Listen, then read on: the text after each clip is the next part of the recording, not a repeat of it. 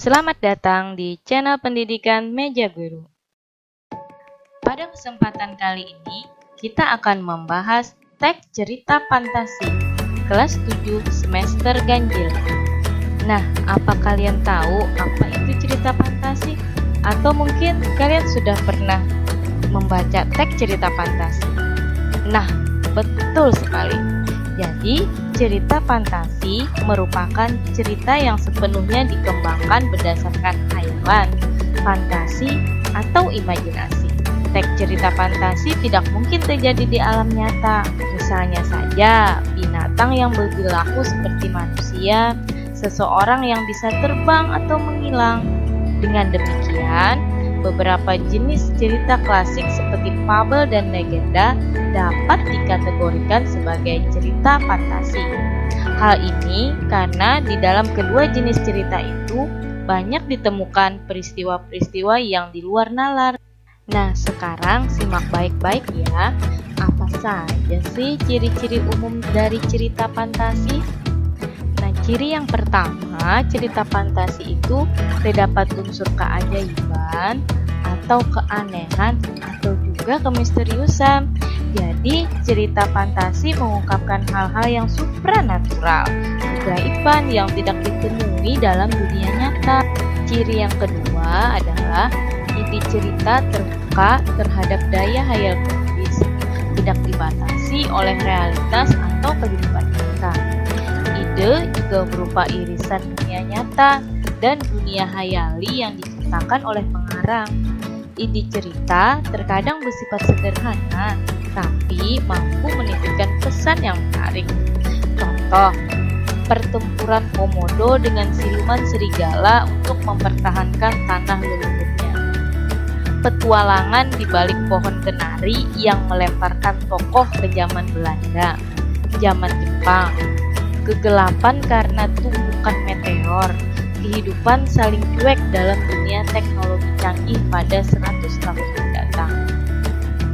Ciri berikutnya menggunakan berbagai latar atau lintas ruang dan waktu. Nah, dalam peristiwa yang dialami tokoh terjadi pada dua latar, yaitu latar yang masih ada dalam kehidupan sehari-hari dan juga yang tidak ada pada kehidupan sehari-hari. Menggunakan berbagai latar yang menerobos dimensi ruang dan waktu. Misalnya, tokoh Nono bisa mengalami kejadian pada berbagai latar waktu liburan di Wiki dan latar zaman Belanda dan sebagainya. Jalinan peristiwa pada cerita fantasi ini berpindah-pindah dari berbagai latar yang melintasi ruang dan juga waktu. Ciri berikutnya yakni tokoh yang ditampilkan memiliki kesaktian atau hal-hal ajaib. Nah, maksudnya di sini tokoh dalam cerita fantasi itu diberi watak dan ciri yang unik yang tidak ada dalam kehidupan sehari-hari. Ciri berikutnya, teks cerita fantasi itu bersifat fiksi atau khayalan semata. Namun, cerita fantasi bisa diilhami oleh latar nyata atau objek nyata dalam kehidupan, tetapi diberi fantasi. Ciri yang terakhir adalah bahasa yang digunakan variatif, ekspresif, dan menggunakan ragam percakapan, bukan bahasa formal. Dari paparan sebelumnya tadi, cerita fantasi itu hal-hal yang di luar nalar. Nah, meskipun demikian, cerita fantasi tidak selalu sama dengan cerita rakyat.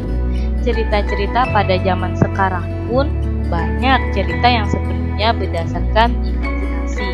Misalnya, film-film kartun dan cerita-cerita sihir seperti Harry Potter. Dalam cerita-cerita itu, peristiwa-peristiwanya banyak yang tidak terpahami oleh akal sehat. Nah, itu tadi pengenalan kita tentang cerita fantasi. Tadi sudah dibahas apa itu cerita fantasi dan ciri-ciri umum dari cerita fantasi. Jadi, cerita fantasi ini pada dasarnya tergolong teks bersifat naratif yang isinya fiksi semata. Jika membaca sebuah cerita fantasi, kalian akan menemukan hal-hal menarik di dalamnya. Hal-hal menarik tersebut terdapat dalam unsur-unsur pembangun cerita. Untuk membahas unsur-unsur pembangun cerita dalam cerita fantasi, kita bertemu lagi di video selanjutnya.